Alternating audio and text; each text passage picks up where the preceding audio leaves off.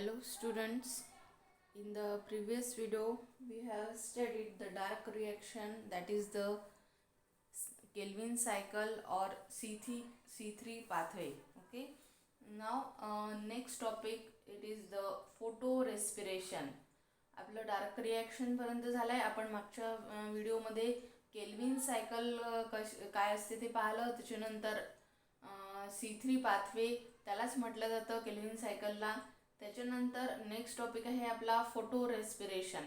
आता photo respiration म्हणजे काय, तर at high concentration of oxygen Rubisco okay functions as oxygenase and brings about oxidation of RuBP instead of carboxylation. This leads to the photorespiration.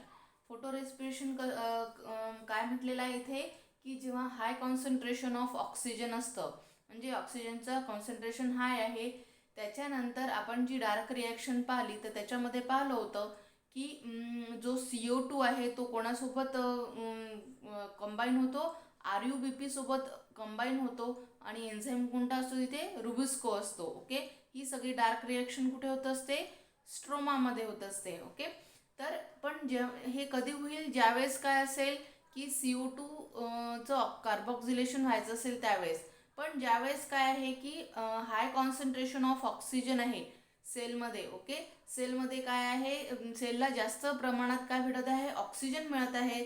तर instead of CO2 म्हणजे carbon dioxide तिथे काय होतं, Rubisco function कसं करतो, ऑक्सिजनेसचं function करतं आणि oxidation कोणाचं होतं, RuBPचं होतं इन्स्टेड ऑफ द कार्बोक्सिलेशन. म्हणजे CO2 तिथे कंबाईन व्हायच्या ऐवजी तिथे O2 कंबाईन होतो RuBP सोबत आणि जो एन्झाईम आहे रुबिस्को तो कसा फंक्शन करतो, ॲज अ ऑक्सिजनेस फंक्शन करतो आणि यालाच काय म्हटलं जाते, फोटो रेस्पिरेशन. यालाच काय म्हटलं जातं, फोटो रेस्पिरेशन. आणि हे कधी होतं, हे फोटो रेस्पिरेशन जेव्हा हाय टेम्परेचर असेल, ब्राईट लाईट असेल, लो CO2 कॉन्सन्ट्रेशन असेल आणि हाय ऑक्सिजन कॉन्सन्ट्रेशन असेल. In this condition under which it occurs. Okay, अशा कंडिशन्समध्ये फोटो रेस्पिरेशन होत असतं. म्हणजे काय आहे की जेव्हा खूप जास्त टेम्परेचर आहे त्यावेळेस, खूपच ब्राईट लाईट आहे त्यावेळेस आणि लो CO2 कॉन्सन्ट्रेशन आहे, म्हणजे CO2चं कॉन्सन्ट्रेशन खूप कमी आहे अशा वेळेस आणि ऑक्सिजनचं कॉन्सन्ट्रेशन खूप हाय आहे, अशा वेळेस हे फोटो रेस्पिरेशन सेलमध्ये होताना आपल्याला तिथे दिसतं. ओके, त्याच्यानंतर कशा कशामध्ये फोटो रेस्पिरेशन होतं, कोणत्या ऑर्गेनल्समध्ये होतं, तो chloroplast, peroxisomes and mitochondria are involved organelles. Okay, तर हे जे फोटो रेस्पिरेशन कुठे होत असतं, क्लोरोप्लास्टमध्ये होत असतं, पराक्सिसोममध्ये होत असतं आणि मायटोकॉन्ड्रियामध्ये हे जे फोटो रेस्पिरेशन आहे ते होत असतं. तर ही जी प्रोसेस आहे या प्रोसेसला काय म्हटलेलं आहे, वेस्टफुल प्रोसेस म्हटलेलं आहे. म्हणजे याच्यात काय होतं की वेस्ट जास्त जात आहे म्हणून याला काय म्हटलेलं आहे, वेस्टफुल प्रोसेस म्हटलेलं आहे. कारण की 25% of photosynthetically fixed CO2 goes back to the atmosphere. म्हणजे जो 25% जो CO2 काय झालेला आहे, फिक्स झालेला आहे, तो पुन्हा वापस ॲटमॉस्फिअरमध्ये जातो. म्हणून ही जी प्रोसेस आहे याला काय म्हटलेलं आहे, वेस्टफुल प्रोसेस म्हटलेलं आहे. तर फोटो रेस्पिरेशन ही काय आहे, एक वेस्टफुल प्रोसेस आहे. कारण की इथे CO2चं फिक्स झालेला CO2 पुन्हा काय जातो, ॲटमॉस्फिअरमध्ये जातो 25%. म्हणूनच याला काय म्हटलेलं आहे, फोटो रेस्पिरेशनला वेस्टफुल प्रोसेस म्हटलेलं आहे. ओके, त्याच्यानंतर हे जी प्रोसेस आहे हे या 3 ऑर्गेनल्समध्ये होत असते. क्लोरोप्लास्टमध्ये होत असते, पराक्सिसोममध्ये होत असते आणि मायटोकॉन्ड्रियामध्ये होत असते.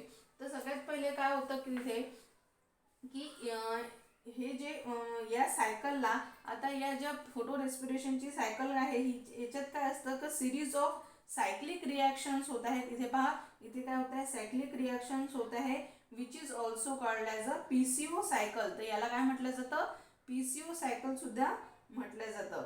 त्याच्यानंतर काय होतं इथे की सगळ्यात पहिले क्लोरोप्लास्टमध्ये, आता इथे पहा तुम्ही, क्लोरोप्लास्टमध्ये ते enzyme rubisco act as a oxygenase at high concentration of O2. High concentration of O2 जेव्हा असेल त्यावेळेस रुबिस्को काय करतो, काय काम करतो, ऑक्सिजनेसचं काम करतो आणि फोटो रेस्पिरेशन इथे स्टार्ट होते. हे पहा, इथे क्लोरोप्लास्टमध्ये हा ऑक्सिजन आला आणि हा जो RuBP आहे, ओके, हा जो RuBP आहे याच्यासोबत काय झालं, तो कंबाईन झाला आणि जो रुबिस्को हा जो एन्झाईम आहे, हा एन्झाईम काय करतो, कॅटलाइज करतो आणि ऑक्सिजन आणि RuBP इथे सोबत येतात आणि when RuBP reacts with O2. आता हे जेव्हा RuBP O2 सोबत रिॲक्ट करतं त्यावेळेस काय होतं, रादर दॅन CO2 म्हणजे CO2 सोबत कंबाईन व्हायला पाहिजे. आपण लास्ट व्हिडिओमध्ये पाहिलं की केल्विन सायकलमध्ये की हा जो RuBP आहे तो कोणासोबत कंबाईन होतो, तो रिॲक्ट होत असतो CO2 सोबत.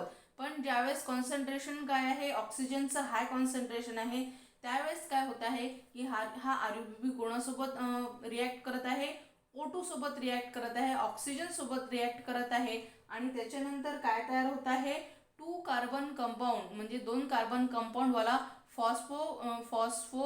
फॉस्फोलोग्लायकोलेट जो आहे तो इथे तयार होताना आपल्याला दिसत आहे. हे पहा, O2 आणि RuBP रिॲक्ट झालेले आहेत आणि इथे काय तयार झालं आहे, फॉस्फोलोग्लायकोलेट तयार झालेला आहे plus 3 carbon PGA that is the phosphoglycerate हे तयार झालेलं आहे. फॉस्फोग्लायकोलेट तिथे तयार झालेला आहे प्लस जो काय आहे 2 कार्बन कंपाऊंड आहे आणि 3 कार्बन कंपाऊंडवाला PGA that is the phosphoglycerate इथे तयार झालेला आहे. ओके, त्याच्यानंतर काय तयार झालेलं आहे तिथे, latter is converted into the glycolate. हे जे फॉस्फोग्लायकोलेट आहे त्याचं कन्व्हर्शन ग्लायकोलेटमध्ये झालं अँड ग्लायकोलेटमध्ये कन्व्हर्शन झालं आणि तिथे इनऑर्गॅनिक फॉस्फेट जो आहे तो बाहेर निघालेला आहे क्लोरोप्लास्टमध्ये. फॉस्फोग्लायकोलेटचं कन्व्हर्शन कशात झालेलं आहे, ग्लायकोलेटमध्ये झालेलं आहे. लेटर हा जो ग्लायकोलेट आहे हा कुठे झाला, शटेड आउट ऑफ द क्लोरोप्लास्ट. हा ग्लायकोलेट कसा आला, या क्लोरोप्लास्टच्या बाहेर आला. ओके, आणि हा जो क्लोरोप्लास्टच्या बाहेर आल्यानंतर हा कुठे गेला, परॉक्सिसोम्स, जे परॉक्सिसोम्स असतात हा तिथे ग्लायकोलेट गेलेला आहे. ओके, त्याच्यानंतर in peroxisome enzyme glycolate oxidase converts glycolate into the glyoxylate. तर एन्झाईम ग्लायकोलेट ऑक्सिडेज हा काय करतो, परॉक्सिसोममध्ये ग्लायकोलेटला कन्व्हर्शन कशात करतो, ग्लायकोऑक्सिलेट. हे ग्लायकोलेटचं कन्व्हर्शन कशात झालं, ग्लायकोऑक्सिलेटमध्ये झालेलं आहे which is converted into the amino acid glycine. Okay, त्याच्यानंतर ग्लायकोऑक्सिलेटचं कन्व्हर्शन कशात झालं, ग्लायसिनमध्ये झालं, जे काय आहे एक अमिनो ॲसिड आहे. ओके, तर हे सगळं कशात झालेलं आहे, परॉक्सिसोममध्ये झालेलं आहे. आलं का लक्षात.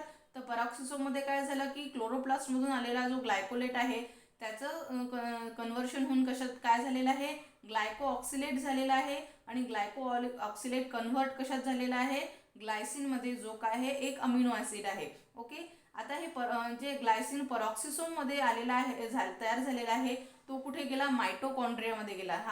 हा काय आहे, मायटोकॉन्ड्रिया आहे. तर हा जो ग्लायसिन आहे हा काय आला, मायटोकॉन्ड्रियामध्ये आला. ठीक आहे, त्याच्यानंतर in mitochondria 2 molecules of glycine are converted into the serine. The 2 molecule of glycine मिळून काय तयार झालं, एक सिरीन हे जे अमिनो ॲसिड आहे याचं कन्व्हर्ट झालेलं आहे. म्हणजे ग्लायसिनचं 2 मॉलिक्युल्स ऑफ ग्लायसिनचे कन्व्हर्शन कशात झालं, सिरीनमध्ये झालं आणि हे सगळं होताना काय झालेलं आहे, CO2 इज गिवन आउट आणि याच्या ग्लायसिनचं कन्व्हर्शन सिरीनमध्ये होताना CO2 काय झालेलं आहे, आउट झालेला आहे म्हणजे बाहेर निघालेला आहे. Thus it loses 25% of photosynthetically fixed carbon. Okay, तर याच्या असं होताना म्हणजे ग्लायसिनचं सिरीनमध्ये कन्व्हर्शन होताना CO2 बाहेर निघालेला आहे म्हणूनच 25% जो फोटोसिंथेटिकली फिक्स्ड कार्बन आहे तो पुन्हा वापस ॲटमॉस्फिअरमध्ये गेलेला आहे. इथून मायटोकॉन्ड्रियामधून तो बाहेर आलेला आहे. ओके, तर आता हा जो सिरीन आहे, now serine is transported back to the peroxisome. आता हा जो सिरीन आहे तो पुन्हा कुठे आला, परॉक्सिसोममध्ये आला. ओके, त्याच्यानंतर and it converted into the glycerate आणि याचं सिरीनचं हायड्रॉक्सी पायरुवेटमध्ये कन्व्हर्शन झालं आणि हायड्रॉक्सी पायरुवेटचं कन्व्हर्शन ग्लिसरेटमध्ये झालेलं आहे. ओके, तर परॉक्सिसोममध्ये काय झालं, ग्लिसरेट तयार झाला. आता जो ग्लिसरेट तयार झाला, now it is shuttled back to the chloroplast. Okay, आता हा जो ग्लिसरेट आहे तो पुन्हा कुठे गेला, क्लोरोप्लास्टमध्ये गेला. परॉक्सिसोममधून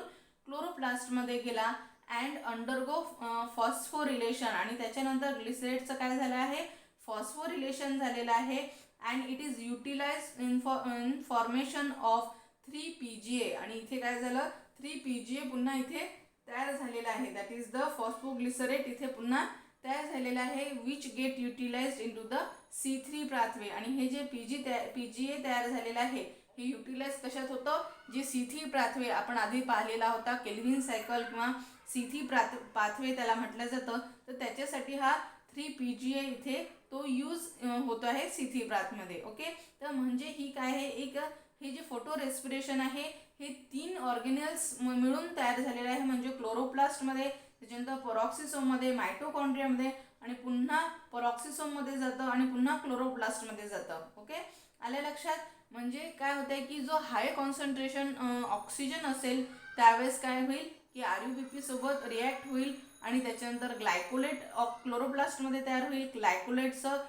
ग्लायकोलेट पॉरोक्सिसोममध्ये जाईल. मग तिथे ग्लायसिन तयार होईल, जो काय एक अमिनो ॲसिड आहे. तो ग्लायसिन कुठे जाईल, मायटोकॉन्ड्रियामध्ये जाईल आणि ग्लायसिनचं कन्व्हर्शन सिरीनमध्ये होईल. आणि सिरीनचं कन्व्हर्शन होताना इथे 25% जो CO2 आहे तो बाहेर निघेल, आउट निघेल, म्हणजे ॲटमॉस्फिअरमध्ये जाईल. आणि त्याच्यामुळे CO2 काय झाला, इथे वेस्ट झालेला आहे. त्याच्यानंतर हा जो सिरीन आहे पुन्हा मायटोकॉन्ड्रियामधून पॉरोक्सिसोममध्ये गेला. त्याच्यानंतर त्याचं ग्लिसरेटमध्ये कन्व्हर्शन झालं. ग्लिसरेट पुन्हा कुठे गेला, क्लोरोप्लास्टमध्ये गेला आणि तिथे त्याचं कन्व्हर्शन कशात झालेलं आहे, PGA मध्ये झालेलं आहे. आणि हे जे PGA आहे हे कुठे युटिलाइज झालं, C3 पाथवेमध्ये यूज झालं, किंवा त्याला काय म्हणू आपण, केल्विन सायकलमध्ये ते यूज होणार आहे. ओके, तर अशी ही जी फोटो रेस्पिरेशन आहे ही 3 याच्यात होत असते, क्लोरोप्लास्ट, पॉरोक्सिसोम आणि मायटोकॉन्ड्रिया. आणि ही काय आहे, एक वेस्टफुल प्रोसेस आहे. कशामुळे, तर CO2 इथे जो 25% CO2 बाहेर निघत आहे, जो फिक्स झालेला आहे. Okay, thank you.